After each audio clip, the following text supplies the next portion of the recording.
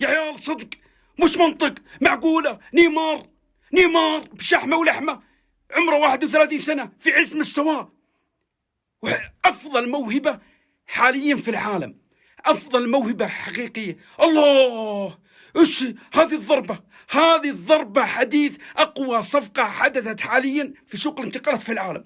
نيمار يا أخوان، نيمار بشحمة ولحمة، اللي الموسم اللي راح 20 مباراة مساهم في 35 هدف، الهداف التاريخي للبرازيل اللي فيها بيليه، فيها رونالدو الظاهرة ب 77 هدف، وهو صانع لعب، سجل في دوري الأبطال في تاريخه 39 هدف وهو لاعب وسط. لا يا اخوان، ايش قاعد تتكلمون؟ انت تتكلمون عن نيمار صفقه للتاريخ، صفقه للدوري السعودي، اقوى صفقه، حديث العالم. الهلال يطير باجنحه نيمار نحو العالميه، راح يكون حديث العالم.